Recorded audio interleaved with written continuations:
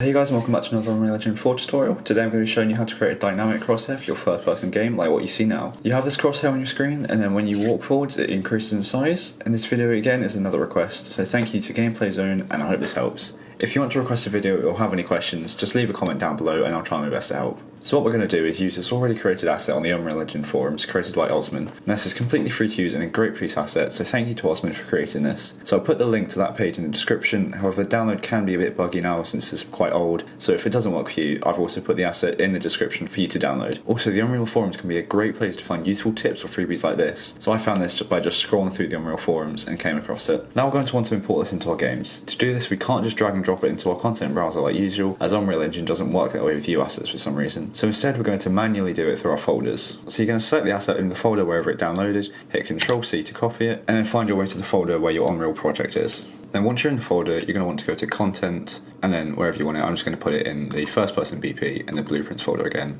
and then hit Ctrl+V to paste it into that content browser. But you can choose whichever folder you want to put it in, this doesn't really matter too much. But this is going to be the easiest and makes the most sense for me. So now let's open up our game and it should be imported. So now it's loaded up, we're going to check that it has imported successfully. So let's go to where you imported it, which mine is first person BP, Blueprints, and yep, there it is. It's successfully imported, and it should be called WB Crosshair. So now let's open this up. And again, thank you to Osman who has done most of the hard work for us here. We should already have the borders in the middle here, although they won't be visible when viewing them here, as they're quite small, so don't worry if you can't see them. However, you should be able to see their names in the bottom left here in the hierarchy, so bottom, right, left, and top. Then let's go over to the graph view in the top right here, and you should see all this code.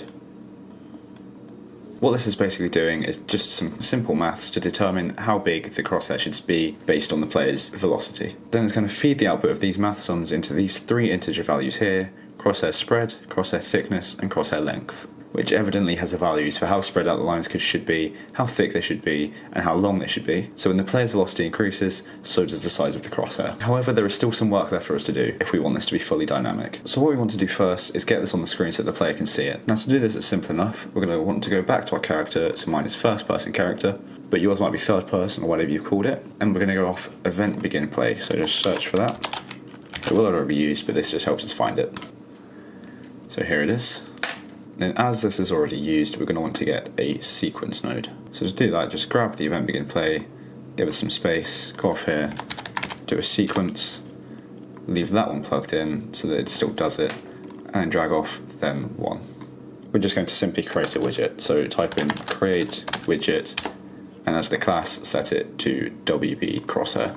Now before we enter the viewport, we're going to want to quickly and easily reference this later on in the script. So we're going to promote it to a variable. So go off the return value, promote to variable, like so, and then off here we can add to viewport and make sure as a target to hook up the return value on that widget node there. And this new variable we're going to want to call crosshair, or whatever you want. It doesn't matter too much, just something along those lines, so you know what it means. And so the reason we promoted this to a variable is because now we can just reference this by dragging it in like so, get, and drag off this, we can easily set crosshair, length, spread, and thickness. These three variables, they're in this widget here. And this just makes the maths a lot easier, so we don't have to keep switching between scripts, we can just do it all in this one here. So let's just delete that, as that was just to show you what it does. Now let's just compile this and test to see that it is on the viewport and the player can see it. As you see, there it is, perfect. Now it's a bit small, so we're just going to change the size of that very easily. Just go back into the WB Crosshair and then change these three variables here. So we're going to want to change the default value by clicking on them here. Down here at the bottom, it should have the default value. Now I played around with this earlier, so for the thickness, I'm going to set it to 5, and for the length, I'm going to set it to 25. Although this is all personal preference at this point, so you can change it to whatever you want. So let's hit compile, play, and that looks much better. So now if you don't want to make this part dynamic and you're happy with it just staying like this all the time, then that'll be a completed view. However, if you want it to become dynamic so it changes the player's velocity, we're going to want to go back into our character blueprint, like so. And this is because this is where the character's movement variables are and the information is stored. So let's go for the event tick mode down here. And again, as I've got a sequence, I'm just going to add another pin. So make sure to leave all this in and then go down here, the reference to the crosshair, to get off here, to set crosshair spread, and this is just what creates the gap between our lines, so how far they're spread apart. Then hook that up to our sequence like so, go off then, go into there, and then we're going to want to get velocity, which is how fast the character's moving. Then off the return value for this, we're going to want to get a vector length, like so. And so what this does is that it converts this value into a vector so that we can use it here. And then from this return value, we're going to want to go to a map range clamped and plug in the return value into the set crosshair spread up here.